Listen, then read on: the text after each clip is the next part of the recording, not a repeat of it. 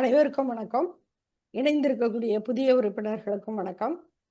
அம் இன்னைக்கு நம்ம இப்ப உதய் ஒரு அழகான முன்னுரைய குடுத்திருக்கிறாரு. நம்ம எடுத்திருக்கிற தலைப்பு ரொம்ப பெரிய தலைப்பு. இது ரொம்ப ஆழமான பொருள் கொண்ட தலைப்பு.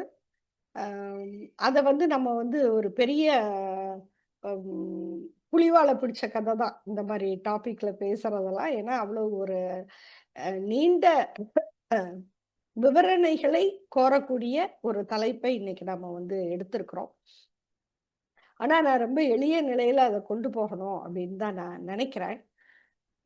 முதலாவதாக உதயகுமார் குறிப்பிட்ட அந்த முன்னுரையை ஒட்டி ஒரு ஒரு ஓரிரு வரிகள் என்னன்னா, பெரியார அ பெரியார் அப்பவே வெளிநாட்டு சுற்றுப்பயணங்களுக்கெல்லாம் போகும்போது, அவரை அ அறிமுகப்படுத்தியதே எப்படி அறிமுகப்படுத்துனாங்க அப்படின்னு சொன்னா, ஸ்டாலின் போன்ற ஸ்டாலின்னா யாரு? நம்ம சோவியத் ரஷ்யால உள்ள ஸ்டாலின். அந்த மாரி தலைவர்களுக்கு அறிமுகப்படுத்தும் போதே எப்படி அறிமுகப்படுத்துனாங்கன்னா, அ இந்தியாவிலிருந்து ஒரு நாத்திய தலைவர் இங்கு வந்திருக்கிறார் அப்படின்னு தான் அறிமுகப்படுத்துனாங்க.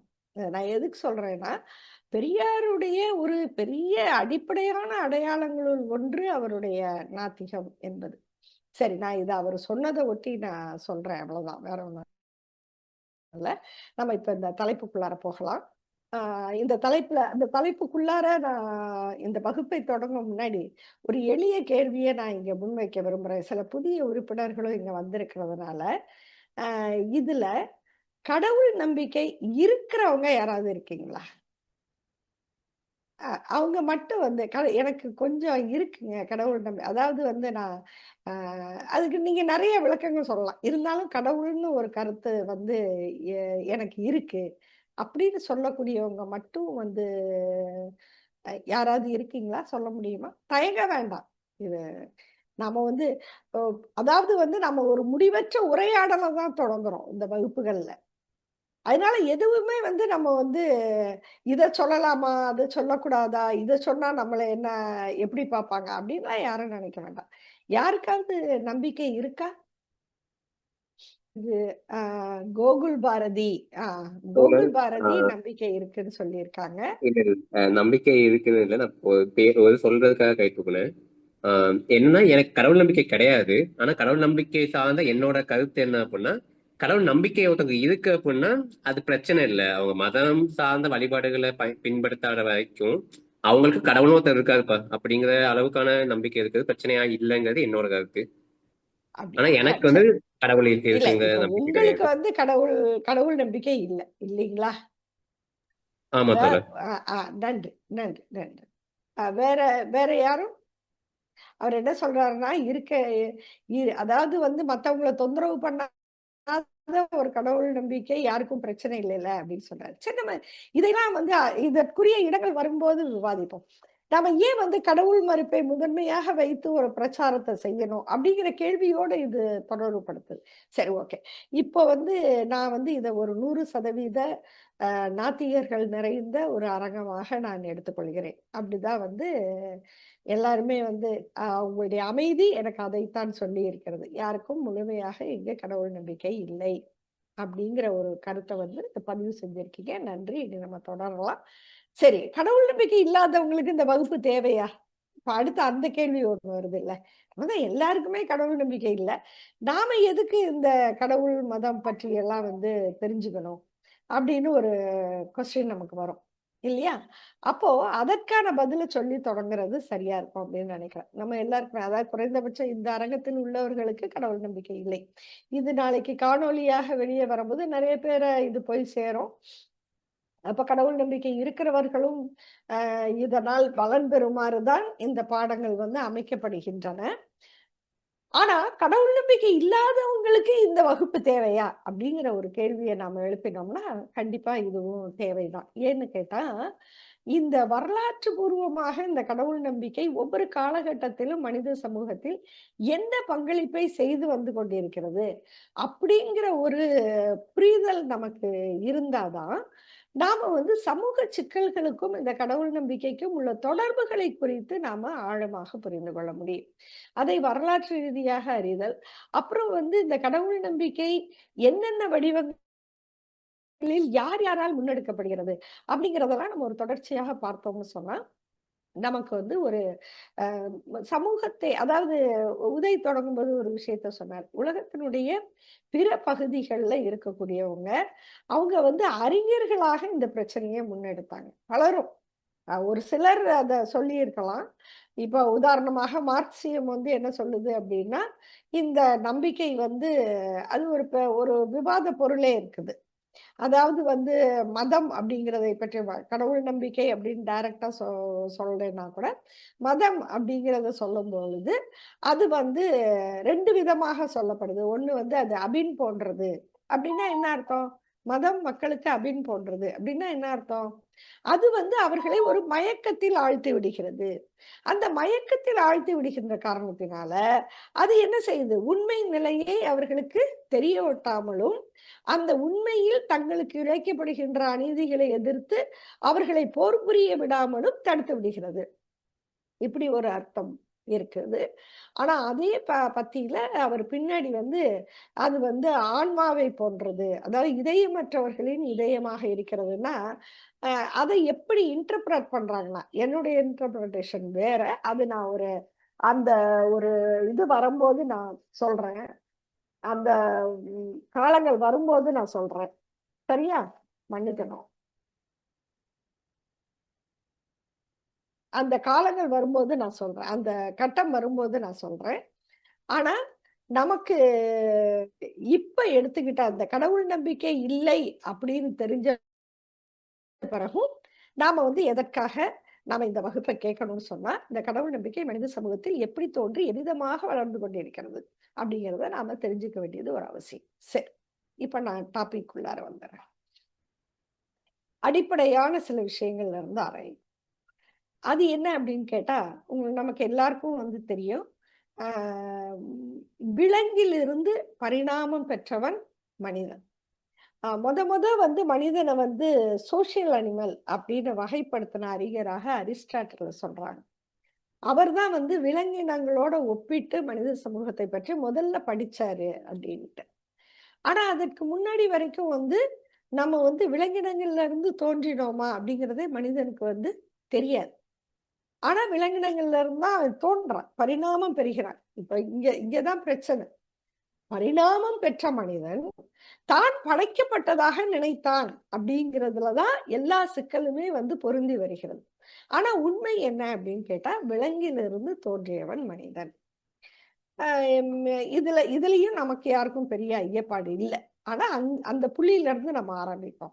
சரி, விலங்கிலிருந்து மனிதன் தோன்றுகிறான் இல்லையா? இப்ப நம்ம வந்து ஒரு பெரிய வளர்ச்சி அடைந்த மனித குரங்கிலிருந்து ஒரு வகை மனித குரங்கிலிருந்து மனிதர்கள் உருவானார்கள் அப்படின்னு நம்ம படிக்கிறோம். அவங்கள வந்து ஆரம்ப நிலையில அவங்களுக்குமே நிறைய பிரிவுகள்லாம் படிக்கிறோம். நியாண்டர்தால் மனிதர்கள், நமக்கு முன்னாடி இருந்தவங்க. சில சமயம் நம்மள வந்து ஹோமோசேப்பியன்ஸ் அப்படின்னு சொல்றாங்க. இப்படி நாம உருவாகுன்ற போது நம்ம எப்படி இருந்திருப்போம்? கொஞ்சம் யோசிச்சு பாருங்க. அந்த குரங்க விட கொஞ்சம் பெட்டரா இருந்திருப்போம். இல்லையா? இன்னைக்கு இருக்கிற மாரி இருந்திருக்க வந்து வாய்ப்பு கிடையாது. அப்போ ஜஸ்ட் அந்த அந்த விலங்கினத்தை விட கொஞ்சம் பெட்டரான ஒரு விலங்கினமாக நம்ம இருந்திருப்போம். வேறு வந்து ஒரு பெரிய இன்னைக்கு இருக்கக்கூடிய வளர்ச்சி இருந்திருக்காது.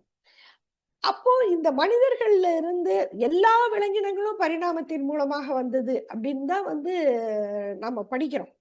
ஆனா மனித இனத்துக்கு மட்டும் இந்த பரிணாமத்தில் ஒரு சிறப்பான நிலை கிடைக்குது.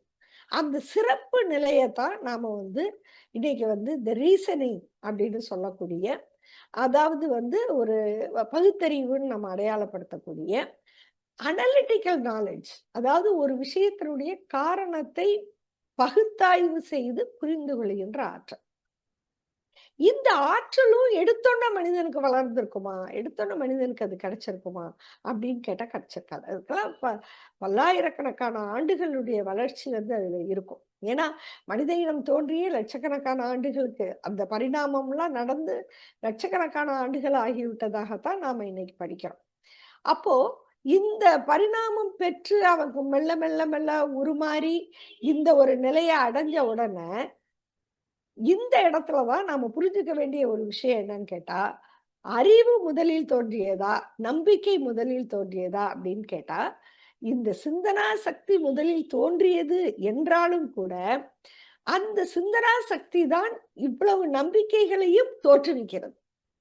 நான் எப்படி சொல்றேன் அப்படின்னு சொன்னா, இப்ப வந்து குரங்கோ, சிங்கமோ, புலியோ, யானையோ அவங்களுக்கு ஒரு கடவுளையோ, அவங்களுக்கு ஒரு மதத்தையோ அவங்க உருவாக்கல. ஏன் உருவாக்கல? அவங்களுக்கு வந்து கற்பனை இல்ல. ஒரு விஷயத்தை பற்றிய கற்பனை இல்ல. அவங்களுக்கு நிஜம் புரியலாம். இப்ப உதாரணமாக நம்ம முன்னாடி ஒரு மாடு வருது. இந்த மாடு வந்து தனக்கு இரையாகக்கூடிய ஒரு பொருள் அப்படிங்கிறது புலியோட அறிவுக்கு தெரியும். புலிக்கு அதை புரிந்து கொள்ளுகின்ற ஒரு புரிதல் இருக்கும். ஆனா, ஒரு இல்லாத ஒரு இடத்த கற்பனை பண்ணி, இங்க வந்து ஒரு மாடு மாதிரியான ஒரு உயிரினம் நமக்கு வந்தா என்னால இந்த மாடு வந்து இந்த மாதிரி இல்லாம, வேற மாதிரி ஒரு ஒரு ரெக்கை இருக்கிற மாரி.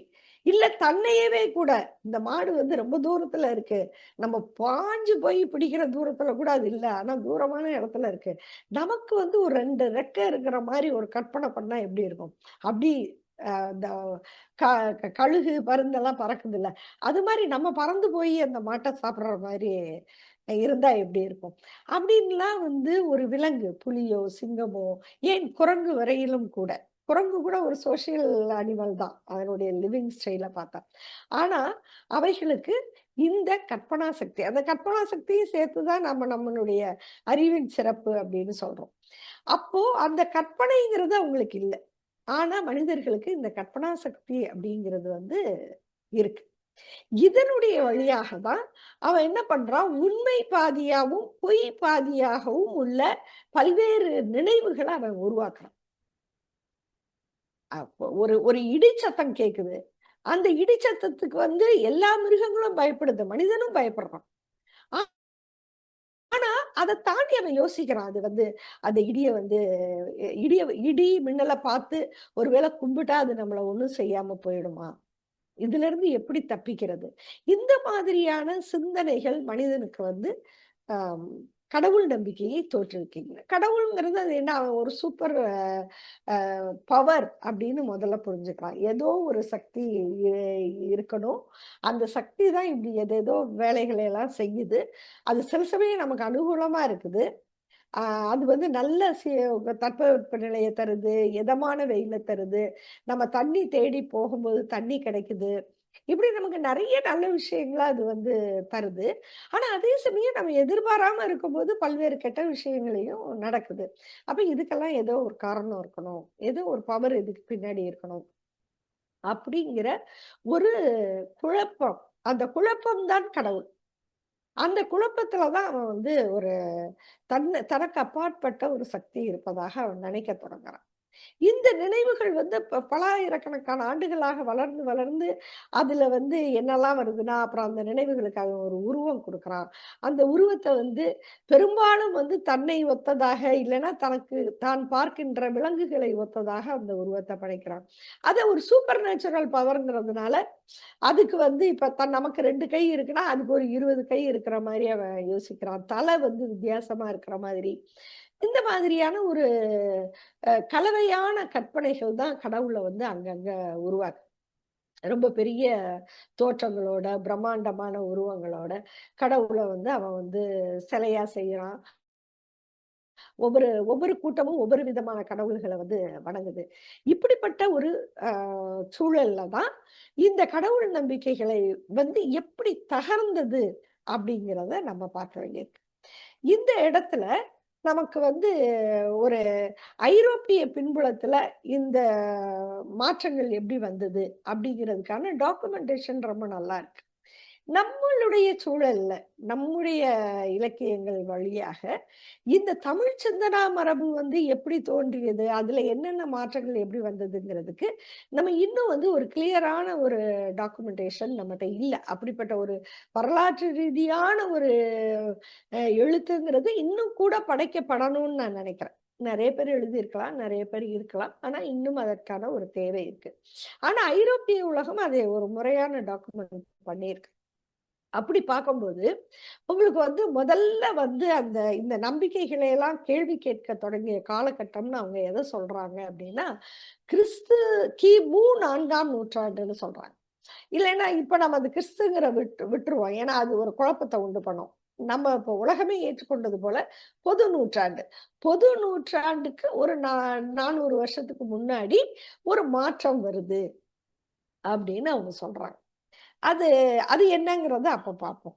ஆனா, இங்க நீங்க இந்த பக்கம் வந்தீங்க, நம்முடைய நாடுகள், நம்முடைய பரப்பு அப்படின்னு வந்தீங்கன்னு சொன்னா, அ இந்த ரிக்வேதத்தினுடைய காலம் அப்படின்னு கணிக்கப்படுறது ஒரு பொது நூற்றாண்டுக்கு 1000, 1500 ஆண்டுகளுக்கு முன்பாக இருக்குது.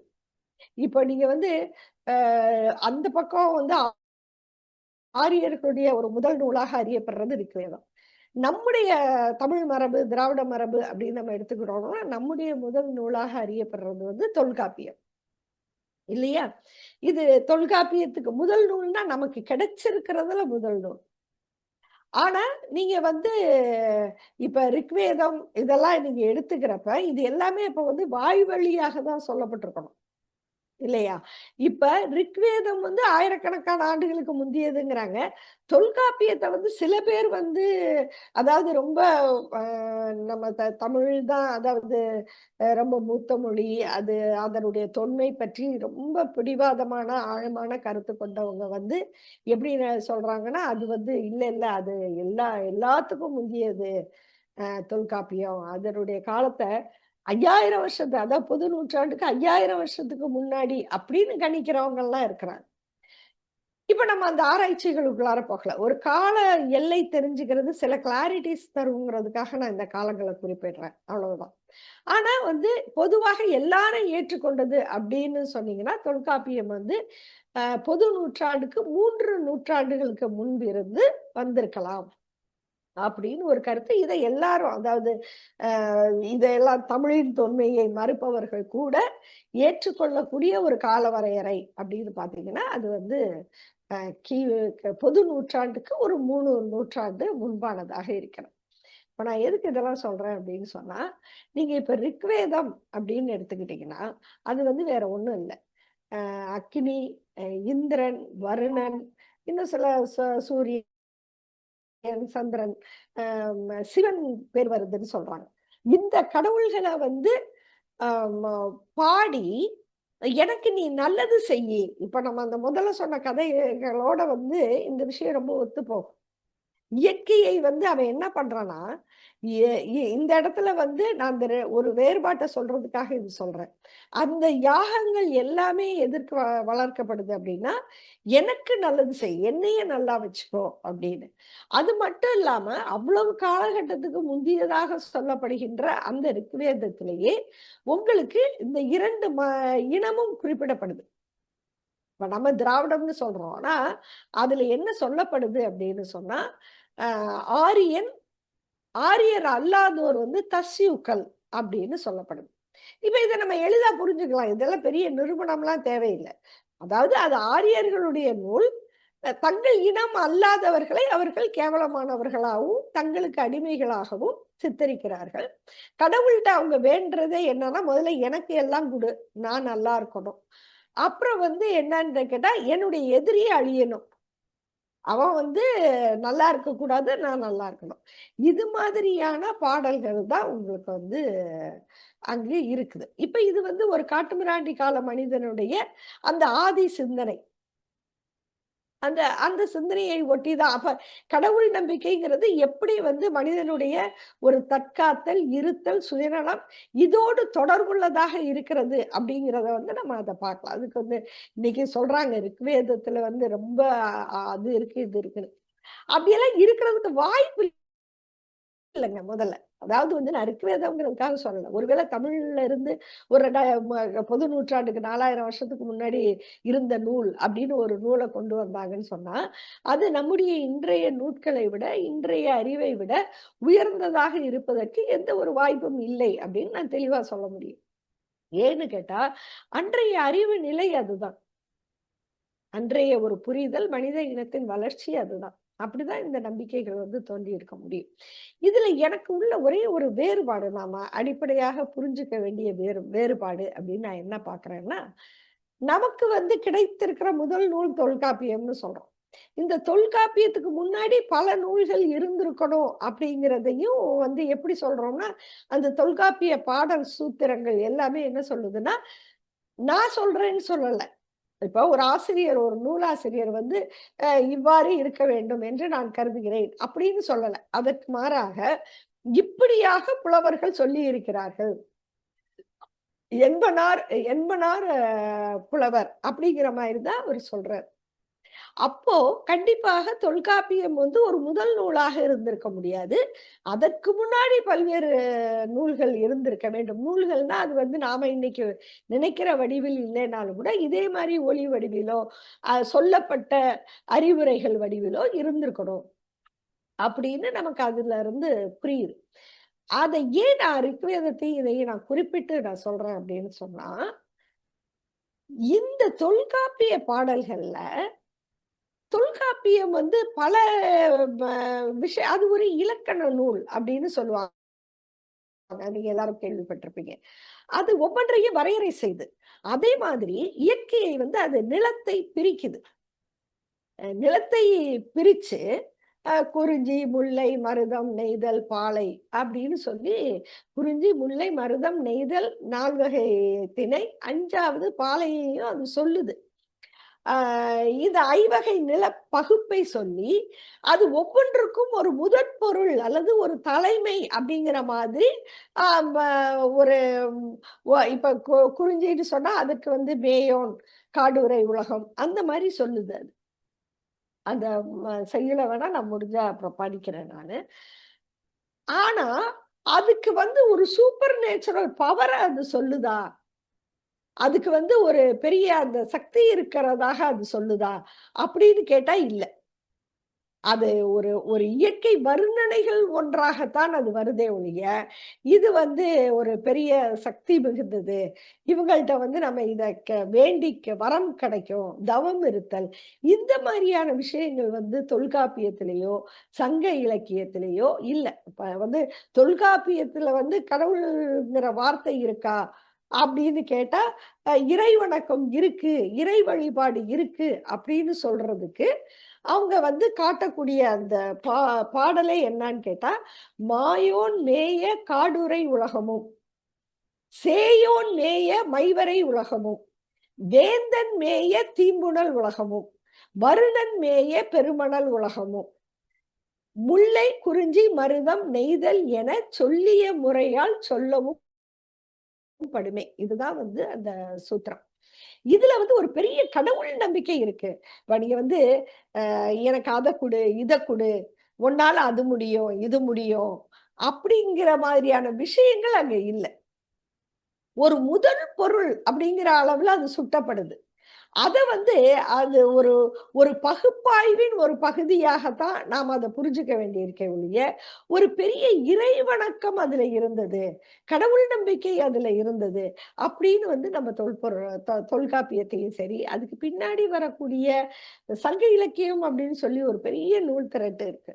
அந்த சங்க இலக்கியத்திலும் கூட தலைவன், தலைவி அப்படிங்கிற பதங்கள் தான் இருக்கே ஒழிய, இறை வணக்கம் அப்படிங்கிறது வந்து இல்ல. ஒரு ஒரு வேண்டுதல் அப்படிங்கிறது வந்து எப்படி இருக்குன்னா, ஒரு மன விருப்பம். ஒரு வேண்டுதல்ங்கிறது ஒரு மன விருப்பமாக பதிவு செய்யப்படுதே ஒழிய, அதுல வந்து ஒரு கடவுள், ஒரு சூப்பர் நேச்சுரல் பவர் இருக்கு. அது வந்து எல்லாத்தையும் கட்டுப்படுத்துது என்பதான குறிப்புகள் வந்து தமிழ்ல இல்ல. அப்போ எல்லாரும் ஒத்துக்கிட்ட ஒரு கால வரையறைய நம்ம எடுத்துக்கிட்டா கூட, அது வந்து கிமு 3ஆம் நூற்றாண்டு. அதாவது பொது நூற்றாண்டுக்கு ம 3 அதிலிருந்து 3ஆம் நூற்றாண்டு 300 வருஷத்துக்கு முன்னாடி. பொது நூற்றாண்டு பயன்பாட்டுக்கு வர்றதுக்கு 300 வருஷத்துக்கு முன்னாடி அப்படின்னு எடுத்துக்கிட்டா கூட, இந்த இடத்துல நான் ஏன் இத சொல்றேன் அப்படின்னா, ஐரோப்பிய சிந்தனை உலகம் வந்து அந்த பழைய மதத்தை சிதைத்து ஒரு அறிவின் ஒரு புதிய ஒளியை கண்டது அப்படிங்கிறது வந்து நான் பொது நூற்றாண்டுக்கு 4ஆம் நூற்றாண்டு தான் சொல்றாங்க. கிமு 4ஆம் நூற்றாண்டு தான் சொல்றாங்க. அப்போ அந்த கிமு 4ஆம் நூற்றாண்டுல ஐரோப்பியர்களுடைய மத நம்பிக்கை, அவர்களுடைய கடவுளர்களுடைய வடிவங்கள், அவங்க வழிபட்ட முறைகள் இதெல்லாம் பார்க்கும்போது, அப்படிப்பட்ட ஒரு காலகட்டத்தில் தமிழ் சமுதாயத்தில் வந்து மிக மிக மேன்மையான அந்த மாரி பழைய நம்பிக்கைகள் இல்லாமல், அது இருந்து இல்லாம போச்சா? ஒரு ஒரு பெரிய மாற்றம் வந்து இல்லாம போச்சா? இல்ல ஒரு அ அந்த மாதிரியான கற்பனைகளுக்கு இடம் கொடுக்காத ஒரு சமூகமாக இது வளர்ந்ததா? அப்படிங்கிறது எனக்கு சொல்ல தெரியல. மேபி இன்னும் ஒரு ஆழமான ஆய்வுகளுக்கு பிறகு நம்ம அதுக்கு அது தெரியுமா? அப்படிங்கிறது தெரியல. தெரியக்கூடும். முறையான ஆய்வுகளின் வழி சென்றா அத நம்ம கண்டுபிடிக்கலாம். ஆனால் ஒப்பீட்டளவில் அந்த காலகட்டத்திய ஐரோப்பிய சமூகங்களை விட ஒரு மேன்மையான எழுத்தை, சிந்தனையை வந்து நீங்க தமிழ் சமூகத்துல பார்க்க முடியுது. இப்போ நான் ஐரோப்பிய மதங்கள் சொன்னேன் இல்லையா? ஐரோப்பிய மதங்கள்ல இதே மாதிரி தான். பல்வேறு கற்பனைகள், ஆ பல்வேறு இதுகள கடந்து தான் வருது. ஒவ்வொரு கு ப பல்வேறு நாடுகளா இருக்கு. அந்த பல்வேறு நாடுகள்ல பல்வேறு கடவுள்கள் இருக்கு. இந்த நாடுகளுக்கு இடையில சண்டைகள் வருது. இந்த சண்டைகள்ல வந்து என்ன நடக்குது அப்டின்னா, ஒரு நாட்டினுடைய கடவுள்கள இன்னொரு நாட்டினுடைய போர்ல வந்து அவன் வந்து அந்த சிலையெல்லாம் வெட்டி உடைச்சு போட்டுர்றான். அப்படி நடக்கும்போது அந்த நாட்டு மக்களுக்கு வந்து ஒரு பெரிய வியப்பான கேள்வி வருது. இந்த கடவுள் தானே நம்மள வந்து காப்பாத்தும். அப்புறம் வந்து நம்ம தப்பு பண்ணா நம்ம கண்ண புடுங்கிடும். அத க க கால வெட்டிரும். பண்ணிடும்லாம் நம்ம நெனச்சுட்டு இருந்தோம். ஆனா நம்முடைய எதிரி வந்து போரிட்டு வருகின்ற பொழுது, அவன் ரொம்ப சர்வசாதாரணமா இதெல்லாம் உடைச்சு போட்டான். அவனுக்கு ஒண்ணும் ஆகலையே! அவனுக்கு ஒண்ணும் ஆகல. அவன் ஜெயிச்சுட்டான் வேற. நம்மளையெல்லாம் அவன் ஜெயிச்சுட்டான். அப்ப இந்த மக்கள் வந்து யோசிக்கிறாங்க. ஏன் நம்ம இவ்வளோ நாள் இந்த சிலைகளுக்கெல்லாம் இவ்ளோ பெரிய மரியாதை குடுத்துட்டு இருந்தோம். நம்ம நம்பிக்கிட்டு இருந்தோம். அப்ப இந்த இந்த காலகட்டத்துக்கு எல்லாரையே புரோக்கர் அந்த புரோகித இனம்ங்கிறது டெவலப் ஆகியிருக்கணும். இப்ப அதத்தான் நம்ம ரிக்வேதத்திலயும் பார்க்கிறோம். ரிக்வேதத்துல நீங்க வந்து கிமு 1500, 1000லேயே அ ஆரியர் அப்படிங்கிற ஒரு கோட்டு இருக்கும்போது, அப்போ இந்த பூசாரி வர்க்கம் அப்படிங்கிறதும் அப்பவே தோன்றி இருந்திருக்கணும். இப்ப இதுல இந்த கடவுள் தோன்றியதுங்கிறத வந்து நம்ம எந்த புள்ளியில பார்த்தோம்னா, இயற்கையை பார்த்து மிரண்ட மனிதன் அல்லது இயற்கையினால சந்தோஷப்பட்ட மனிதன். அதாவது ஒரு மனிதன் ரொம்ப சந்தோஷப்படும்போது என்ன செய்றான்? அதுக்கு நன்றி சொல்லணும்னு ஆசைப்படுறான். இல்லையா? அப்ப பொங்கல் எதுக்கு வச்சுட்டு என்ன சொல்றான்? சூரியனுக்கு நன்றி சொல்லணுங்கிறான். சூரியனுக்கு அந்த விஷயம் தெரிய போறதில்ல. நமக்கு வந்து இவங்க எல்லாரும் நன்றி சொல்றாங்க அப்படின்னு சூரியனுக்கு தெரிய போறதில்ல. மாட்டுக்கே கூட இவன் போட்டு பெயிண்ட் அடிச்சு, இதெல்லாம் போட்டு கட்டம்போது அதுக்கு தொந்தரவா தான் இருக்குமே ஒழிய, நமக்கு இவங்க நன்றி சொல்றாங்க அப்படின்லாம் மாடு நினைக்குமான்னு எனக்கு தெரியல. ஆனா, உண்மையில அது என்னன்னு கேட்டா, அந்த உணர்வு நம்முடைய தேவையாக இருக்கிறது. இப்போ ஒரு விஷயத்த நம்ம அனுபவிக்கும்போது, அந்த நன்றிங்கிற ஒரு உணர்ச்சி நமக்குள்ளார வருது. அந்த நன்றிய நாம அதுக்கு ஒரு அவுட்லெட் தேடுறோம். சூரியனுக்கு நன்றி தெரியுமா? தெரியாதாங்கிறது வேற விஷயம். தெரியாது. ஆனா, மனுஷனுக்கு அத சொல்ல அந்த நன்றி உணர்ச்சிய கடத்த வேண்டிய ஒரு இடம் தேவைப்படுது. அதே மாரி நன்றிக்காக ஒரு கடவுள உருவாக்கியிருக்கலாம். அல்லது சூரியன தேவனா பார்த்திருக்கலாம். சூரியன கடவுளா பார்த்திருக்கலாம். அதே மாரி பயந்து போயி, பெரிய மழை வருது. ஐய்யய்யோ! கடவுளே காப்பாத்து அப்படின்னு ஓடியிருக்கலாம். நெருப்பு பிடிக்கும்போது. இது கடவுளின் தோற்றம் அப்படின்னு நம்ம பார்த்தோம். இதற்கு அடுத்து ஒன்று இருக்கிறது. ஒரு புள்ளி இருக்குது. அதுதான் இந்த புரோக்கர்களுடைய தோற்றம். அதாவது பூசாரிகளுடைய தோற்றம். இந்த பூசாரிகள் எப்படி உருவானாங்க அப்படின்னா, எனக்கு தெரிஞ்சு நான் எப்படி சிந்திக்கிறேன்னா, யாருக்கு இந்த கற்பனை பொய்ன்னு முதல்ல புரிஞ்சுச்சோ, அவன் தான் பூசாரியா இருக்கணும். ஏன்னு கேட்டா, பொ பொய்யி இத மக்கள் வந்து இத நம்பக்கூடாது அப்படின்னு நினைக்கிறவன் 2 விதமா மாறலாம். ஒண்ணு வந்து அவங்கள ஏமாத்தி, பரவாயில்லையே இவன இத வச்சு ஏமாத்தலாம் போல இருக்கே அப்படின்னு நினைக்கிற ஒரு கூட்டம். அதுதான் பூசாரியாக மாறி இருக்க முடியும். உனக்கு வந்து நான் வந்து உன்னால பேச முடியாது. ஆனா நான் வந்து அந்த கடவுள்ட்ட டைரக்ட்டா பேசுவேன். இப்போ நீங்க வந்து நம்ம நம்முடைய இந்தியாவினுடைய ஆரிய நூல்கள், மனு தர்மம் இந்த விஷயங்கள எல்லாம் இந்து மதம் அப்படின்னு எடுத்துக்கிட்டோம்னா, கடவுளே வந்து பார்ப்பனர்களுக்கு கட்டுப்பட்டவர் தான். அதாவது எப்படின்னு சொன்னா, கடவுள் யாருக்கு கட்டுப்பட்டவர்னா, மந்திரத்துக்கு கட்டுப்பட்டவர். கடவுள் வந்து மந்திரத்துக்கு கட்டுப்பட்டவர். மந்திரம் யாருக்கு கட்டுப்பட்டதுன்னா, மந்திரம் வந்து பார்ப்பனர்களுக்கு கட்டுப்பட்டது. இப்ப நீங்க இந்த தொடர் உறவுன்னு ஒண்ணு படிப்போமே மேத்ஸ்ல. அத போட்டு பாருங்க. கடவுள் மந்திரத்துக்கு கட்டுப்பட்டவர். மந்திரம் யாருக்கு கட்டுப்பட்டது? பார்ப்பனர்களுக்கு கட்டுப்பட்டது. அப்ப கடவுள் யாருக்கு கட்டுப்பட்டவர்? பார்ப்பனர்களுக்கு கட்டுப்பட்டவர். அதாவது நமக்கு பார்ப்பனர்கள். உலகம் முழுவதும் வந்து இவர்கள் பூசாரிங்கிற பேர்ல உருவாகிறாங்க. மத தலைவர்கள், மத குருக்கள், பாரோக்கள், இப்படி அவங்களுக்கு பல பேர்கள். இவங்க எல்லாரும் வந்து உருவாகிறாங்க. அப்ப இவங்க தான் இந்த நம்பிக்கைக்கு வந்து உருவம் கொடுக்குறாங்க. அவன் ஏதோ ஒரு சூப்பர் நேச்சுரல் பவர் அப்படின்னு நினைக்கிற ஏதோ ஒரு சக்தி இருக்குப்பா, என்னவோ ஒண்ணு இருக்கு.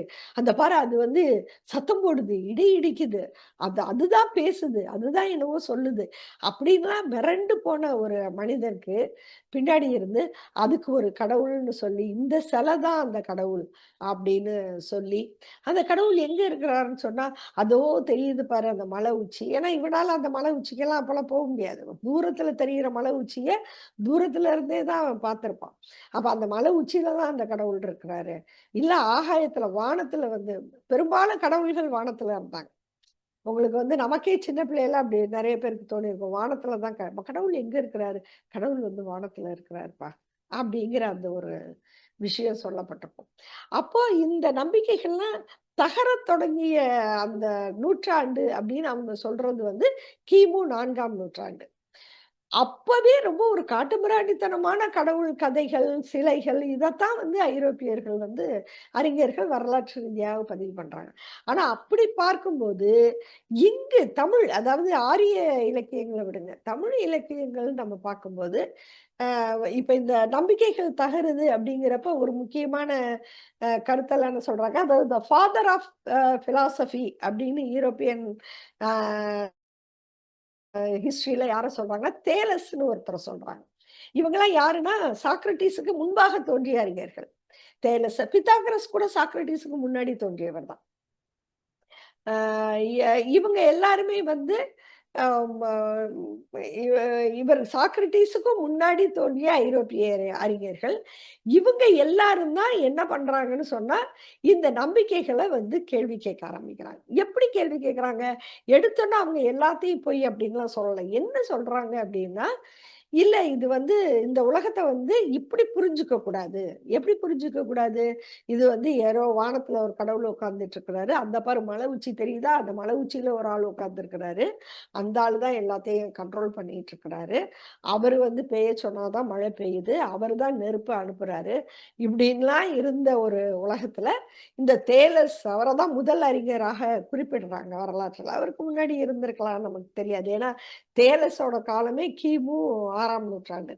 உங்களுக்கு நல்லா பார்த்தீங்கன்னா, கிமு 6ஆம் நூற்றாண்டு தான் இங்க வந்து பௌத்தம், சமணம் இந்த இது எல்லாமே. சார்வாகம் அதுக்கும் முன்னாடி உள்ளதுன்னு நெனைக்கிறேன். நம்ம இந்த தென் பகுதியில ஆசீவகம் போன்ற தத்துவங்கள்லாம் ஏற்கனவே இருக்கு. அதுக்கும் இதுக்கும் கூட ஒரு அடிப்படையான வேறுபாடு இருக்கு. நான் சொல்றேன். அப்ப தேலஸ் அப்படிங்கிறவர தான் அந்த ஃபாதர் ஆஃப் பிலாசபி அப்படின்னு குறிப்பிடுறாங்க. அவங்க என்ன சொல்றாங்க அப்படின்னா, "ஏய் இல்லப்பா, நீங்க என்னவோ போட்டு இப்படி ஒரு பிரமிப்புலயே வச்சிருக்காதீங்க. இந்த உலகங்கிறத நம்ம பார்த்து படிச்சு புரிஞ்சுக்கணும். நம்ம இந்த உலகத்த படிக்கணும். இத புரிஞ்சுக்கணும். இது எதனால ஆயிருக்குன்னு புரிஞ்சுக்கணும்." அப்படின்னு அவங்க என்ன பண்றாங்கன்னா, முதல் முறையாக அவங்க அறிவுங்கிற ஒரு விஷயத்துக்கு முக்கியத்துவம் குடுக்குறாங்க. இந்த இந்த புள்ளி ரொம்ப முக்கியமான புள்ளி. அதுவரைக்கும் ஆட்சி செய்தது நம்பிக்கை, பயம். இதுதான் கடவுளின் காலம். மதங்கள் தோன்றிய காலம். கடவுள்கள் தோன்றிய காலம். நம்பிக்கையும், பயமும். ஆனா, அ இவங்க வந்து தேலஸ் வந்த பிறகு என்ன உங்களுக்கு வந்து சொல்றாங்க அப்டின்னா, இவங்க தான் முதல் முறையாக நமக்கு சிந்திக்கிற திறன் இருக்குங்கிறத பயன்படுத்த ஆரம்பிக்கிறாங்க. அப்ப அவங்க சொல்றாங்க, இல்ல, இல்ல. அவங்க ட்ரை பண்றாங்க. என்ன ட்ரை பண்றாங்கன்னா, அவங்க பார்க்குற காட்சிகளுக்கு விளக்கம் குடுக்க, அறிவு சார்ந்து விளக்கம் குடுக்க ட்ரை பண்றாங்க. கடவுள் நம்பிக்கை இருக்கும் வரை அறிவு வேலை செய்யாது. நம்ம தோழர் கேட்ட கேள்வியோ இந்த புள்ளியில வந்து இணையும். ஏன் கடவுள் நம்பிக்கை மறைய வேண்டும்? ஏன் கடவுள் நம்பிக்கையை நாம் எதிர்க்க வேண்டும் அப்படின்னு சொன்னா, கடவுள் நம்பிக்கை தனது பிறப்பிலேயே, இயற்கையிலேயே அறிவுக்கு திரை போடுகிறது. அறிவை தடை செய்கிறது. அதனுடைய ஃபங்ஷன் அதுதான். மோட் ஆஃப் ஃபங்ஷன் அதுதான். அப்போ அப்பதான் வந்து என்ன சொல்றாங்க, இதன் வழியாக பார்க்க அவங்கலாம் உடனே கடவுள் இல்லை அந்த மாதிரி பிரச்சாரம் பண்ணவங்கலாம் இல்ல. இப்போ உதாரணமாக தேலிச வந்து ஃபாதர் ஆஃப் பிலாசபின்னு சொல்றாங்க. அவரு ஒண்ணும் வந்து நாத்திக பிரச்சாரம் செய்யல. எல்லாம் பொய்யின்லாம் சொல்ல அவரு ரொம்ப ட்ரை பண்ணி என்ன சொன்னாருன்னா, இது இந்த அத அதாவது வந்து இந்த உலகம் வந்து ஏதோ ஒரு அடிப்படையான பொருள்னால ஆயிருக்கணும். அது என்னன்னு கேட்டு தண்ணி அப்படின்னு அவர் ஒரு பதில கண்டுபிடிக்கிறார். Which is not correct now. It is not proved. அது அது தப்புன்னு ப்ரூவ் பண்ணிட்டாங்க. ஆனாலும் இன்னைக்கு ஃபாதர் ஆஃப் பிலாசபி யார் அப்படின்னு கேட்டா தேலஸ் தான். ஏன்னு கேட்டா, அவரு முயற்சி பண்ணாரு. ஏய் நம்மளால புரிஞ்சுக்க முடியும்டா. நமக்கு ஏதோ ஒரு பவர் இருக்குடா. ஏதோ ஒரு பவர்னா அந்த கடவுள் பவர் இல்ல. இந்த மனித மூளைக்கு ஒரு வித்தியாசமான ஆற்றல் இருக்கு. அந்த ஆற்றலின் வழியாக நாம பொருட்கள வந்து ஆராய்ச்சி பண்ணலாம். இது என்ன அப்படின்னு யோசிக்கலாம். வானத்துல அது என்னது? வானம்னா என்ன அப்படின்னு யோசிக்கலாம். அப்படிங்கிற ஒரு மரபை தோற்றுவிக்கிறார். அதுதான் வந்து அறிவியல் ஒரு அறிவு பிறந்த இடம் அப்படின்னு நம்ம நினைக்க வேண்டியிருக்கு. அதே மாதிரி அப்போ அந்த இதுல கூட என்னன்னு கேட்டா, நீங்க கிமு 6ஆம் நூற்றாண்டுல தான் அவங்க வந்து இந்த மாரி இந்த பொருட்கள் பற்றிய ஒரு அறிவு ஐரோப்பியர்களுக்கு வந்து வருது அப்படிங்கிற மாரி நமக்கு இப்ப தோணுது இல்லைங்களா? இப்போ இந்த உலகம் எதனால் ஆனது அப்படிங்கிற கேள்விய அவங்க சந்திக்கிறாங்க. பட் இதே இது வந்து நீங்க மறுபடியும் நான் தொல்காப்பியத்துக்கு வர்றேன். தொல்காப்பியத்துல வந்து நிலம், நீர் அ ம நிலம், நீர் க ம் அ வளின்னு நெனைக்கிறேன். கடைசில வந்து விசும்பு. இது எல்லாம் சேர்ந்து கலந்த மயக்கம் உலகம் அப்படிங்கிற சூத்திரம் இருக்கு. அப்போ அதுக்கு முன்னாடியே வந்து இந்த இயற்கைகளை பற்றிய ஒரு ஆய்வு.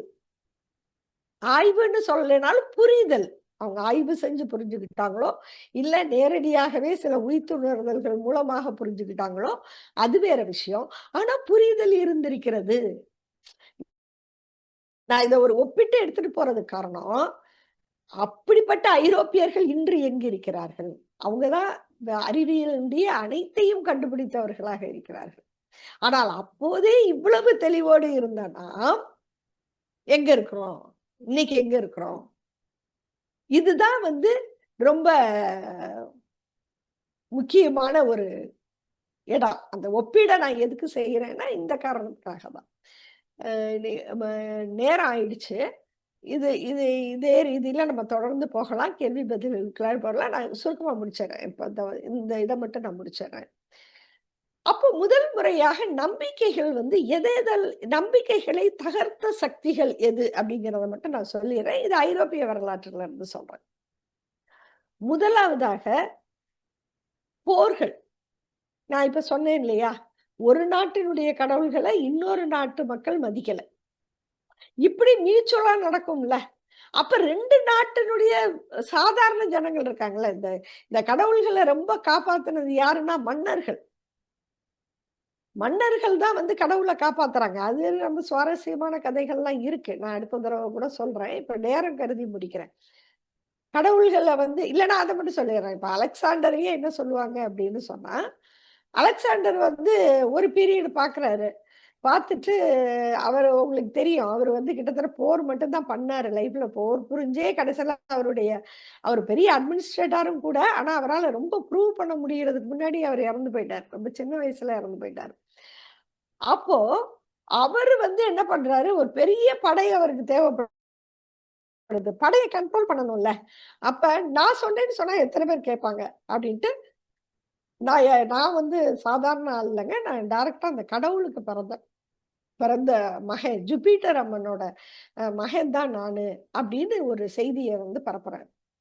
அப்போ இந்த சாதாரண மனிதர்களை கட்டுப்படுத்துவதற்கு கடவுள் அப்படிங்கிற நம்பிக்கையை மன்னர்கள் கிமு 6ஆம் நூற்றாண்டு, 4ஆம் நூற்றாண்டிலேயே பயன்படுத்த ஆரம்பிச்சுட்டாங்க. அதன் பிறகு வரலாறு முழுக்க அந்த நம்பிக்கைகள் தான் மக்கள் வந்து மன்னர்களை ஏற்றுக்கொள்வதற்கு இது நீங்க வரலாற்று நூல்லயும் கூட சாதாரண பாடப்புத்தகத்துல கூட படிச்சிருப்பீங்க. அதாவது மக்கள் வந்து மன்னர்களை எப்படி பார்த்தாங்க? அரசர்கள் வந்து தெய்வத்தினுடைய அம்சமாக பார்த்தார்கள். அதாவது கடவுளினுடைய தூதர் தான் வந்து மன்னர். கடவுளுடைய ஆள் அவர். அப்படின்னு பார்த்தாங்க. அடுத்து வந்து கடவுளோடு பேசுவதற்கு அவங்க பூசாரிகளை பார்த்தாங்க. இப்ப இந்த மன்னர்களும் பூசாரிகளும் தோன்றாமல் இருந்திருந்தால் கடவுள் நம்பிக்கை என்றோ மறைந்திருக்கும். அதுதான் வந்து நம்ம கவனிக்க வேண்டிய விஷயம். அப்ப இந்த போர்கள், ஒரு நாட்டினுடைய மக்கள் வந்து இன்னொரு நாட்டு கடவுளா மதிக்கல. இப்படி மியூச்சுவலா நடக்கும்போது மக்களுக்கு வந்து இந்த கடவுளுடைய தெய்வீக சக்தி மேல ஒரு ஷேக் ஆகுது. அப்புறம் வந்து நிறைய பயணங்கள், மனிதர்கள் பயணங்களை நடத்துறாங்க. கடற்பயணம் இதெல்லாம் பண்ணும்போது, இவங்க சொன்னாங்க இல்லையா, அந்த மலை உச்சியில கடவுள் இருக்கிறாரு. அப்படின்லாம் பார்க்கும்போது, கடலுக்கு அடியில கடவுள் இருக்கிறாரு. இந்த கடல்ல ரொம்ப தூரம் போனா கடவுள் இருக்கிறாரு. அப்படின்லாம் எழுத ஒடிசஸ் அப்படிங்கிற கிரேக்க காப்பியத்துல எல்லாம் பெரும்பாலும் இந்த புராண நம்பிக்கைகள், கதைகள் தான் இடம்பெற்றிருக்கும். ஆனா, நிஜமாவே கடல்ல பயணம் போக ஆரம்பிச்சாங்க மக்கள். நிஜமாவே போக ஆரம்பிச்சாங்க. நிஜமாவே போகும்போது, அவங்க ஒடிசஸ் காப்பியத்துல படிச்ச எதுவுமே நிஜத்துல நடக்கல. அப்புறம் அந்த மலையெல்லாம் போயிட்டாங்க, பார்த்துட்டாங்க. அப்புறம் ஒரு நீண்ட காலத்துல கலீலியோ காலங்கள்லாம் வரும்பொழுது, இவங்க வானம் அப்படின்னு நம்பிக்கிட்டு இருந்ததே வந்து ஒரு மித் அப்படிங்கிற அளவுக்கெல்லாம் வந்து அறிவியல் வளருது. அந்த வளர்ச்சிங்கிறது கடவுள் நம்பிக்கையை பெரிய ஷேக்குக்கு உள்ளாக்குது. ஐரோப்பிய வரலாற்றில் இந்த கடவுள் நம்பிக்கை தொடர்பாக நடந்த விவாதங்கள் ரொம்ப சுவாரஸ்யமானதாக இருக்கும். என்னுடைய அந்த ஒரு நூல், நான் ஒரு மொழிபெயர்ப்பு நூல் பண்ணியிருக்கிறேன். வில்லியம் டிராப்பர்ங்கிறவர் எழுதினது 18ஆம் நூற்றாண்டுல. அந்த நூல் இதை ரொம்ப சுவாரஸ்யமாக விவரித்து கூறிய ஒரு நூல். இந்த இடத்துல நம்ம இன்னைக்கு நிப்பாட்டலாம் அப்படின்னு நினைக்கிறேன்.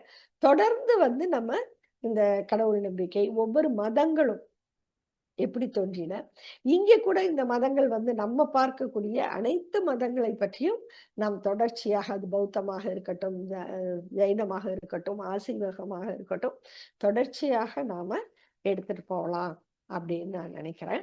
இன்னைக்கு இந்த அமர்வுல பேசுனதுல உங்களுக்கு என்னென்ன ஐயப்பாடுகள் இருக்கோ அதை வந்து நீங்க கேட்கலாம். வணக்கம் ராமகிருஷ்ணன். சொல்லுங்க. அந்த தொல்காப்பியத்துல சொல்லியிருக்கீங்கல்ல, அதுல அந்த கடவுள்ன்றத அந்த பாட்டு வந்து மாயோன் மேய காடுரை உலகமும் அந்த இது சொல்லியிருக்காங்கல்ல. ஆமா. அந்த இது வந்து பொருளதிகாரத்துல அகத்திணைகள்னு வருது. அதுல ஒவ்வொரு கடவுளையும் அதுல குறிப்பிட்டு சொன்ன மாதிரி விளக்க உரையில வருது. திருமால் வந்து அந்த காடாகிய இடத்துக்கு திருமால், மலைக்கு வந்து முருகன், இந்திரன் வந்து நன்னீர் பொருந்திய வயலாகிய இடம், அந்த மாதிரி ஒவ்வொரு இடத்துக்கு முல்லைக்கு ஒரு கடவுள், இப்படி 4 கடவுள்களை பாலைக்கு சொல்லலாம். 4 கடவுள் அந்த தொல்காப்பியத்துல கொற்றவை அப்படின்னு சொல்லி இன்னொரு பாடல்ல வருதுன்னு சொல்றாங்க. ஆமா, இந்த இடத்துல வந்து இந்த 4 இதுவும் வருது. அந்த கடவுள்ன்றது அந்த இதுலதான் தொல்காப்பியத்துல வருது. இல்ல, அந்த இடத்துல கூட கடவுள் பற்றிய வர்ணனை இல்லையே. அதுல ஒரு தலைவன் அப்படின்னு கூட நீங்க எடுத்துக்கலாம். ஆமா ஆமா, கடவுள்னு சொல்லலாம். அதத்தான் நான் சொல்ல வர்றேன். அதாவது ஒரு ஒரு அற்புத சக்தி வாய்ந்த ஒரு கடவுள்னு ரிக்வேதத்துல சொல்லப்படுற மாதிரி அப்படி இல்ல, அந்த மாதிரி இங்க இல்லைன்னு சொல்றேன். நீங்க அது ஒரு தலைமை பொருள், முதல் பொருள், தலைவன் அப்படின்னு தான் எடுத்துக்க முடியுமே ஒழிய, அதுல வந்து ஒரு அதீத சக்திகள் நிரம்பிய கடவுள் பற்றிய வர்ணனை அதுல இல்ல அப்படின்னு சொல்ல வரேன். இல்ல ஒரு அப்பாற்பட்ட சக்திங்கிறத கூட அவங்க குறிக்கலாம். ஆனா அதை பற்றிய வர்ணனைகளோ ஏற்போ இல்லைன்னு நான் சொல்றேன். இல்ல இல்ல, அந்த மாதிரி கதைகள் இல்ல. ஆமா, அதத்தான் சொல்றேன். அப்ப தமிழ் சமூகத்தினுடைய அந்த வேர், அதுல வந்து கடவுளுக்கு என்ன இடம் இருக்கு அப்படின்னு தான் நான் கேட்கிறேன். நம்முடைய இலக்கியம்னு எடுத்துக்கிட்டா இதுல கடவுளுக்கான இடம் என்ன?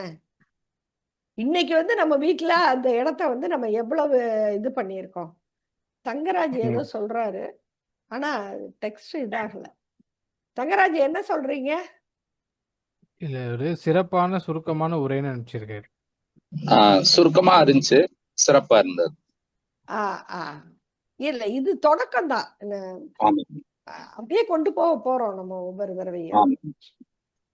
இது வந்து நான் வந்து இன்னைக்கு எப்படி எடுத்துக்கிட்டேன்னா, ஒரு ஐரோப்பிய சூழல், நம்முடைய சூழல் ரெண்டுக்கும் கொஞ்சம் மாறி மாறி டிராவல் பண்ணேன். பட் ஒட்டுமொத்தமாக ஒரு உலகத்துல வந்து இந்த கடவுள் நம்பிக்கை, மதம் அப்படிங்கிறது வந்து எப்படி தோன்றுச்சுன்னு பார்த்துருக்கோம். இனி அது எப்படி பிரேக் ஆகுது, என்னென்ன இது வருதுங்கிறத நம்ம தொடர்ந்து பார்க்க போறோம். சரி சரி. சார் வணக்கம் சார். சொல்லுங்கப்பா, சொல்லுங்க. மேம், நீங்க ரொம்ப அற்புதமா இருந்துச்சு. நீங்க இனிஷியலா கேட்டீங்க கடவுள் நம்பிக்கை இருக்கா இங்க இருக்கவங்களுக்கு அப்படின்னு. ஆக்சுவலா எனக்கு ரொம்ப இருக்கா இல்லையான்னு இன்னும் சொல்ல முடியல.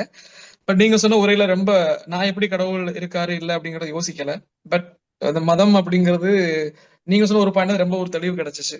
நம்ம வந்து இயற்கையில ஐம்பூதங்களை தான் வணங்கணும் நம்ம அப்படிங்கிறது. நான் ஒரு சில விஷயங்கள் சில புத்தகங்கள் படிச்ச போதோ இல்ல ரிசர்ச் பண்ணதோ இந்த நாட்டார் தெய்வங்கள் பத்தியும் இந்த தமிழர்கள் எப்படி அவருடைய வழிபாடு முறை இருந்துச்சு அப்படிங்கிறத பத்தி கொஞ்சம் சின்ன ரிசர்ச் நான் பண்ணியிருந்தேன். அதை பேஸ் பண்ணி நீங்க சொன்னது கரெக்டா இருந்துச்சு. ஆதி மனிதர்கள் வந்து நாடோடிகளா இருந்த வரைக்கும் நம்ம எதையுமே சாமியா நம்ம கும்பிட்டதே கிடையாது நொமாடிக் லைஃப்ல. ஸோ செட்டில்மெண்ட் அக்ரேரியன் எக்கனாமில நம்ம உள்ள ஆகும்போது நம்மளோட தேவைகள் ரெண்டு விஷயமா இருந்துச்சு. ஒன்னு உயிர் பெருக்கம், இன்னொன்னு வந்து பயிர் பெருக்கம்.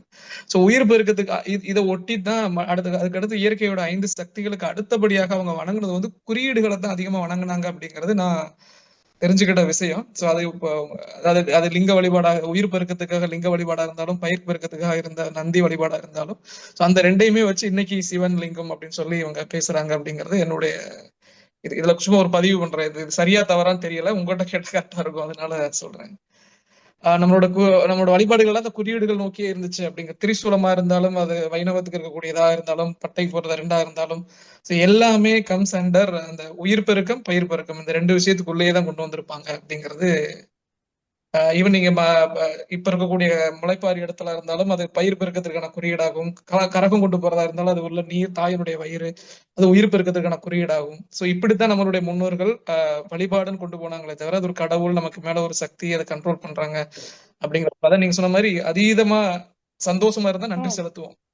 அதுக்கான இந்த குறியீடுகளை வணங்கினாங்க. ஈவன் அந்த லிங்க வழிபாடா இருந்தாலும் அதுக்கிட்ட உயிர் பெருக்கத்துக்கு லிங்க வழிபாடு, பயிர் பெருக்கத்துக்கு காலை மேபி அவங்களுக்கு உதவி இருக்கலாம், அதுக்கு நன்றி சொல்லலாம்னு அவங்க நினைச்சாங்க. சோ அந்த ரெண்டையுமே லிங்க் பண்ணி இது ஒரு சிவ வழிபாடுங்கிற மாதிரி அவங்க கொண்டு வந்தாங்க அப்படிங்கிறது நான் தெரிஞ்ச அனுபவத்துல சொன்னதுதான். தேங்க்ஸ், நல்லா இருக்கு. கரெக்ட், நல்லது. நான் நீங்க சொன்னதை தொடர்ந்து ஒரு சில விஷயங்கள் சொல்லலாம் அப்படின்னு நினைக்கிறேன். நல்லா சொன்னீங்க. நீங்களும் வந்து இது சம்பந்தமா படிக்கக்கூடியவராகவும் இருக்கிறீங்கிறது ரொம்ப மகிழ்ச்சி எனக்கு. நீங்களும் வந்து தமிழ் எனக்கு உண்மையில அப்படி ஒரு இன்ட்ராக்ஷன் நம்ம எடுத்துட்டு போனோம்னு சொன்னா இது ஒரு நல்ல ஆவணமாக உருவாகும். அதனால நீ சொல்ற கரெக்ட். இப்போ நம்ம என்ன சொல்ல வர்றோம் அப்படின்னு சொன்னா இந்த இந்த உருவகங்கள் எல்லாம் கூட இருக்குல்ல, இதெல்லாம் எந்த காலகட்டத்துல வந்திருக்க முடியும்? அப்படி வந்திருந்தாலும் இப்ப நம்ம ஒரு ஒரு பர்பஸுக்காக தோன்றியது அப்படின்னு சில விஷயங்களை நம்ம எடுத்துக்கிட்டா கூட இன்னைக்கு அதை செய்ய வேண்டிய தேவை இருக்கா? அதை போற்ற வேண்டிய இப்போ ஜல்லிக்கட்டுல கூட ஜல்லிக்கட்டுக்கு வந்து இந்த ஜல்லிக்கட்டு போராட்டத்தின் போது நான் வேறு நிலைப்பாடு எடுத்தேன். ஏன்னா அது வந்து ஒன்றிய அரசுக்கு எதிரான ஒரு போராட்டம்ங்கிறது அடிப்படையில.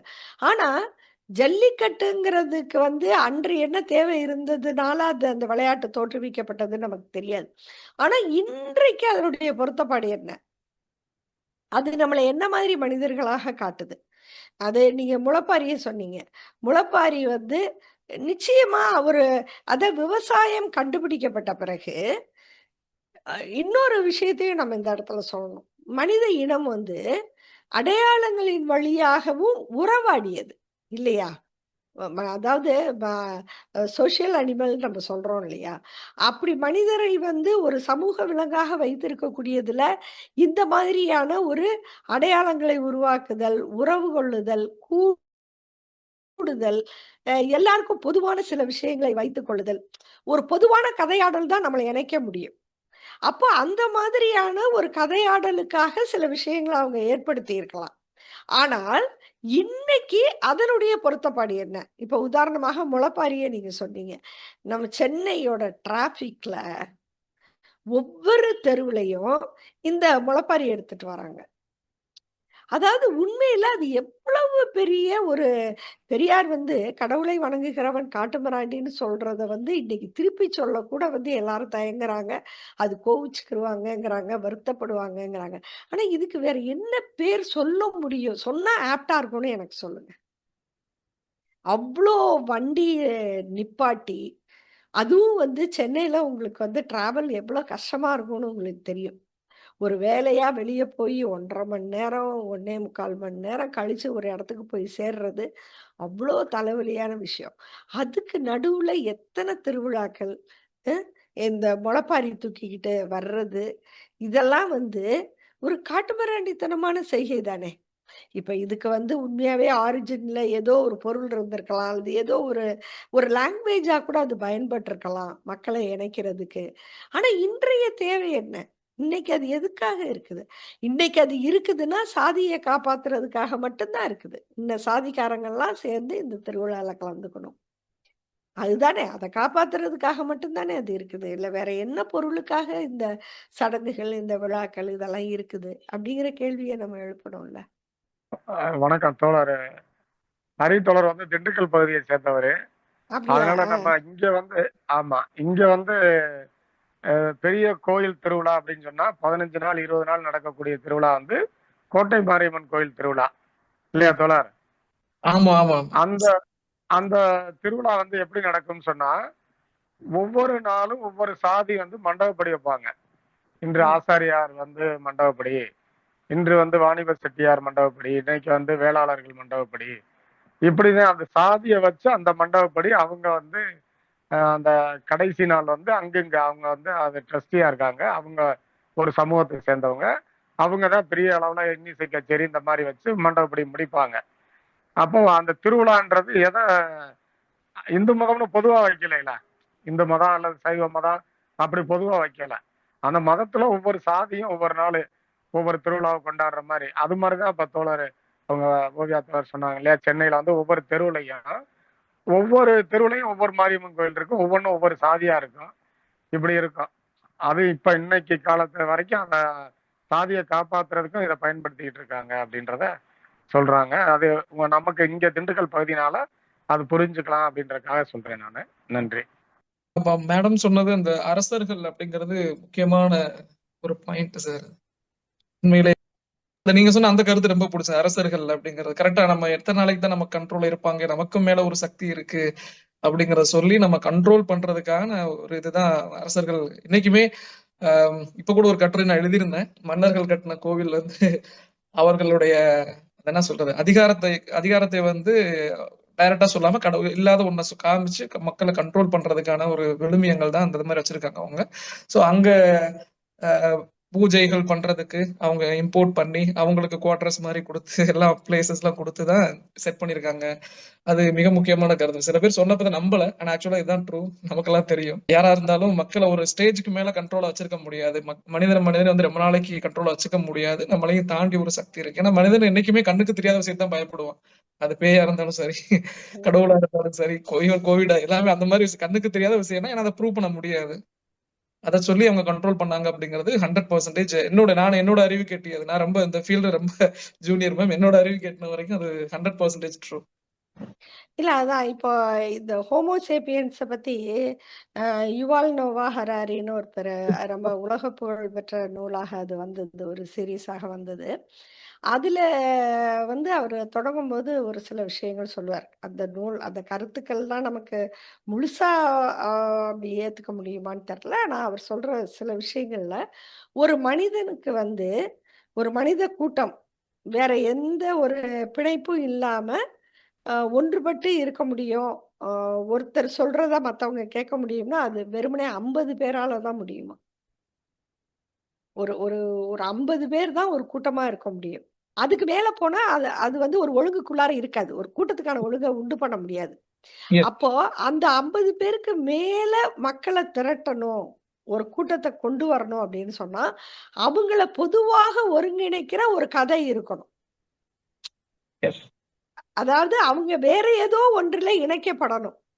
எஸ் இப்போ நீங்க வந்து ஏடிஎம்கே கூட்டத்துல, டிஎம்கே கூட்டத்துல, வேற எந்த கூட்டத்திலயும் வராத அந்த ஒரு ஸ்டாம்பீட் டெத் வந்து விஜய் கூட்டத்துல வந்தது அப்படிங்கிறதுல, அந்த கூட்டத்தின் தன்மைக்கும், இந்த கூட்டத்தின் தன்மைக்கும் உள்ள காரணம் வந்து ஒரு பெரிய ரோல். அவங்கள எல்லாருக்கும் வந்து ஒரு கட்சி, இந்த கட்சிங்கிற ஒரு அண்டர்ஸ்டாண்டிங் இருக்கு. பக்கத்துல இருக்கிற ஒரு நபரை ஒரு கட்சிக்காரரா பார்க்கிற ஒரு அண்டர்ஸ்டாண்டிங் இருக்கு. ஆனா விஜய் கூட்டத்துல வந்து அது ஒரு கட்சிங்கிற அண்டர்ஸ்டாண்டிங் கிடையாது. அந்த கூடன மாஸ்க்கு நான் வந்து ரொம்ப கரண்ட்ல இருந்து ஒரு உதாரணம் சொல்றதுனால ரெலவெண்ட் இல்லைன்னு நீங்க யாராவது யோசிக்கிறீங்களான்னு எனக்கு தெரியாது. ஆனா ஒரு கூட்டத்தை வந்து கட்டுக்கோப்பா கண்ட்ரோல் பண்ணணும் அப்படின்னு சொன்னா ஒரு பொது உணர்வு நீரோட்டம் வரணும். நீங்க ஜல்லிக்கட்டு போராட்டத்துல பாத்தீங்கன்னா இதை விட அதிகமான கூட்டம், இதை விட அதிகமான கூட்டம். ஆனா வந்து இவங்க கரண்ட் கட் ஆயிடுச்சுன்னு போய் சொன்னாங்க. அங்க உண்மையாவே கரண்ட் இல்ல. பீச் இதுல வந்து என்ன கரண்ட் இருக்கும் ராத்திரி வந்து மேனேஜ் பண்ணாங்க. அவ்வளவு மாசு என்னன்னு கேட்டா அங்க ஒரு பொது உணர்வு கட்டமைக்கப்பட்டது, ஒரு உணர்வு வந்துச்சு. அப்ப அந்த விஷயத்தை உண்டாக்குறதுக்கு வந்து கதைகள், கற்பனைகள் இவற்றோட ரோல் வந்து ரொம்ப அதிகம். ஆனா அந்த கதைகள், கற்பனைகள் வந்து எப்ப வந்து அந்த மனிதர்களுக்கு எதிரானதாக மாறுது அப்படிங்கிறதுல நமக்கு வந்து ஒரு அவேர்னஸ் இருக்கும். அதுதான் ரொம்ப முக்கியமானது. தோழர் உரை ரொம்ப அருமையா இருந்தது. நான் இப்போ ஒரு மன்னர்களும் ஒரு பூசாரி வகையாக்களும் வந்து எப்படி மதத்தை வந்து ஒரு தங்களுக்கான கருவியாக பயன்படுத்தினாங்க அப்படிங்கிறத பத்தி நான் நிறைய விஷயம் படிச்சிருக்கேன். இப்போ நீங்க சொன்னதுல வந்து இந்த போர்கள் வந்து எப்படி மத உணர்வை உடைத்து அந்த நாத்திகத்தை வளர்க்கறதுக்கு எப்படி பயன்படுது அப்படிங்கிறது வந்து எனக்கு உண்மையாக கொஞ்சம் புதுசா இருந்தது. அதை வந்து நம்ம யூரோப்பிய இதை வந்து நம்ம தமிழ் இங்க இந்திய துணைக்கண்டத்தோட போட்டி பார்க்கும்போது மேபி இங்கேயும் அதுக்கு அந்த மாதிரிதான் இருந்திருக்கு அப்படிங்கறது என்னால போட்டி பார்க்க முடியுது. இப்போ திராவிடர்களோ இல்ல அதுக்கு முன்னாடி இருந்த தசியுக்கள் என்று வேதங்களை குறிப்பிடப்படுறவர்களோ வந்து நார்த் இந்தியங்கள்ல இருந்திருந்தாங்க அப்படின்னா அப்போ இவங்க ஆரியர்கள் வருகைக்கு பின்னர் அங்க நடந்த சின்ன சின்ன பிரச்சனைகளாலையும் முரண்பாடுகள்னாலையும் அவங்களால வேர்த்தடிக்கப்பட்டு திருப்பி இங்க சவுத்துக்கு வந்து அங்க ஒரு நாகரிகத்தை கட்டமைக்கிறாங்க அப்படின்னா அங்க மேபி கடவுள் நம்பிக்கை இல்லாம இருந்திருக்கலாம். தொல்காப்பியங்கள்லயோ இல்ல அதுல அந்த சமயங்கள்ல வந்த இலக்கியங்கள்ல வந்து கடவுள் நம்பிக்கை இல்லாம இருந்ததுக்கு மேபி இது ஒரு காரணமா இருக்கலாம். ஈவன் பௌத்தமும் ஜெயினமும் வளர்ந்ததே வந்து அந்த நார்த் இந்தியன்ல வந்த போர்களின் விளைவாகத்தான் இது வந்து ஒரு பெரிய மாற்றத்தை வந்து அடையுது. அப்போ நீங்க போர்கள் வந்து இந்த மதங்களுடைய வந்து உடைக்கிறதுக்கு ஒரு பெரிய கருவியாக இருந்திருக்கு. அதே சமயங்கள் அந்த போர்கள்ல ஜெயிச்ச மன்னர்கள் பயன்படுத்துறதுக்கு ஒரு கருவியாக இருந்திருக்குன்னு சொன்னது வந்து ரொம்ப அருமையான கருத்தா இருந்தது. ஆமா, போர்களுக்கு ஒரு பெரிய ரோல் இருக்குங்கிறாங்க. மனித வரலாற்றை மாற்றி அமைச்சதுல வந்து போர்களுக்கு வந்து இந்த கடற்பயணங்கள் சொன்னேன் இல்லையா, அது நான் அடுத்து தொடர்ந்து கூட இன்னும் நிறைய விஷயங்கள் அதுல சொல்றேன்.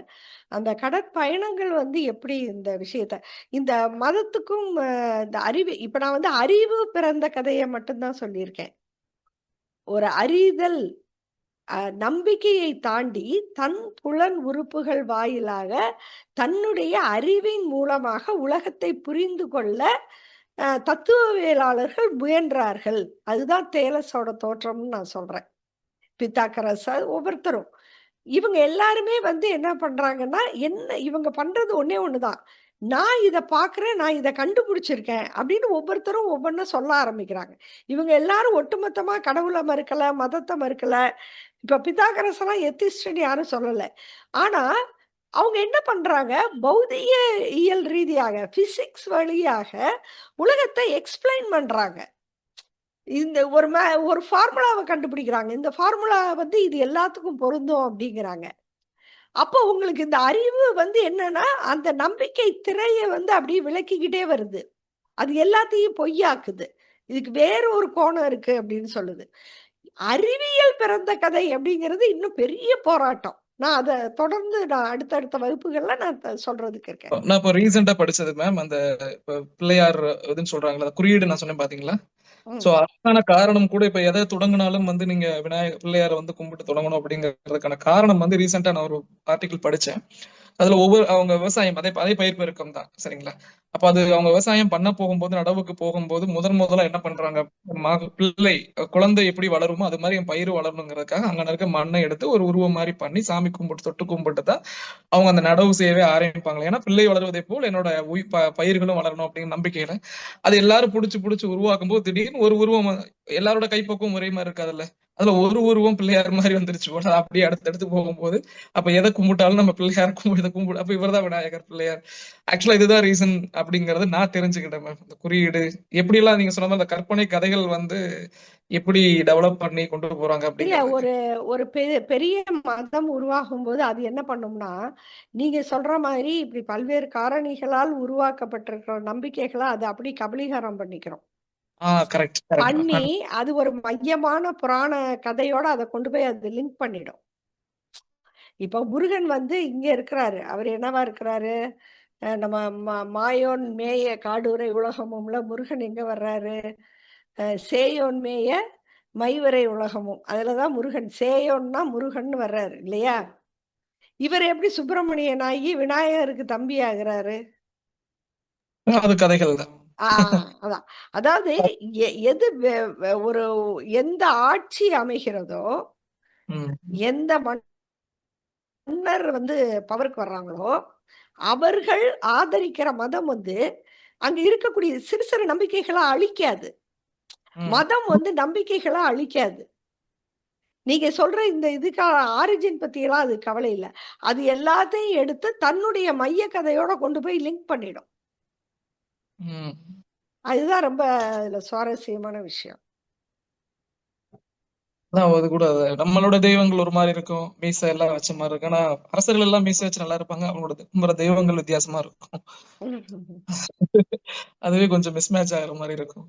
கருத்து அப்படின்னா எனக்கு பெருசா டவுட் எதுவும் இதுல வரல. கருத்து நான் ஃபீல் பண்ணது வந்து ஏன் இந்து மதம் மட்டும் இவ்வளோ பிரச்சனைக்குள்ள இருக்கு, ஏன் இதுல மட்டும் இவ்வளோ வயலன்ஸ் வந்து வருது அப்படின்னு நான் நிறைய யோசிச்சிருக்கேன். அதுல எனக்கு நீங்க இன்னைக்கு சொன்ன அந்த பூசாரி அந்த கதை சொன்னீங்கல்ல, அதுலயே எனக்கு என்ன ஃபீல் ஆச்சுன்னா, மித்த மதங்கள் நான் பார்த்த வரைக்கும் எல்லாரையுமே வந்து பூசாரிகள் ஆகுறதுக்கு ஏதோ ஒரு வழியில வந்து அலோவ் பண்ணுது அப்படின்னு ஃபீல் பண்றேன். ஏன்னா இப்ப கிறிஸ்டியானிட்டில எல்லாம் யாரு வந்து இப்ப ஃபாதர் ஆனும் மதர் ஆனும் சிஸ்டர் ஆனும் நினைக்கிறாங்களோ அவங்க எல்லாம் ஆற மாதிரி தான் நான் பார்த்திருக்கேன் இது வரைக்கும். பட் ஹிந்து மதத்துல மட்டும் எப்படி இருக்குன்னா, அந்த ஒரு குறிப்பிட்ட குழு வந்து அந்த கும்பல் வந்து எப்படி சொல்லிக்கிறாங்கன்னா, நாங்க கடவுளால தேர்ந்தெடுக்கப்பட்டவங்க, கடவுளுக்கு பூசை பண்றதுக்கு நாங்க மட்டும்தான் அதை பண்ணணும், நீங்க எல்லாம் வரவே கூடாது அப்படின்னு சொல்லி அவங்களே அவங்களுக்கான ரோலை ஃபிக்ஸ் பண்ணிட்டு இது எங்களுக்கு தான் அப்படின்னு சொல்லி சொல்றதுனாலதான் இவ்வளவு வருது அப்படின்னு வந்து எனக்கு கொஞ்சம் புரிஞ்சுது. Very good. நீங்களா வேற ஒரு டாபிக் எடுத்துட்டீங்க. அது அந்த டாபிக் வரும்போது வருவோம். சரியா? ஆனா நீங்க வந்து மத்த மதங்களுக்கு ரியாலிட்டி இல்லைன்னு சொன்னீங்கல்ல, அப்படியெல்லாம் கிடையாது. அதாவது நம்ம அந்தந்த நாட்டு வரலாற்றை படிக்கும்போது அந்தந்த மதங்களுக்கு பெரிய ரோல் இருக்கு. குரியாலிட்டிங்கிறது அங்க ரொம்ப ரொம்ப கொடூரமான முறையில எல்லாம் இருந்திருக்கு. நான் வந்து ஆக்சுவலா கொஞ்சம் விவாதத்துக்காக தான் கொஞ்சம் டைம் கொடுத்து நான் முடிக்கிறேன். ஏன்னா வந்து கொஞ்சமாவது உரையாடல் இருக்கணும் அப்படிங்கிறதுக்காக. ஆனா நம்ம பேச வேண்டிய விஷயம் பெரிய விஷயம், தொடர்ந்து நடக்கும், தொடர்ந்து வரும். மேம் கருத்து எதுவும் இல்லை. இட் இஸ் லைக் என்ன சொல்றது, ஐ ஓப்பனர் தான். இப்போ எங்களை மாதிரி ஆட்களுக்கு இதெல்லாம் வந்து பெரிய ஐ ஓப்பனர். உங்களோட அந்த ஒரு இடத்துல வந்து நான் ஆமால அடடே அப்படின்னு யோசிச்சது வந்து, ஒரு மதம் உருவாகும் போது அந்த பூசாரியோட ரோல் உள்ள வரும்பொழுது நீங்க சொன்ன அந்த கொட்டேஷன் வந்து ஐ ஃபெல்ட் லைக் எஸ், அது யார் பரப்பா, ஒண்ணு இவன் இல்லைன்னா இன்னொன்னு அவன். அந்த இதை என்னால அந்த இடத்துல கேஷ் பண்ண முடிஞ்சது. அண்ட் தட் வாஸ் ஸ்டார்ட் பாயிண்டா ஃபீல் பண்ணேன். But very informative. அதுதான் நான் சொல்லுவேன். இதுதான் எங்களுக்கு இப்ப எங்களை மாதிரி ஆட்களுக்கு, ஏன்னா நாங்க இதுலயே ஊறி வந்துட்டோம். மதம், சாமி, கடவுள், சடங்குகள்னு உள்ளுக்குள்ள இருந்த எங்களை மாதிரி ஆட்கள் வெளியில வரும். அதை தாண்டி வெளியில வரும்பொழுது இந்த வரலாறும் இந்த இன்ஃபர்மேட்டிவ்ஸ் தான் வந்து எங்களுடைய இந்த தாட் ப்ராசஸ வலு சேர்க்குமா நான் நினைக்கிறேன்.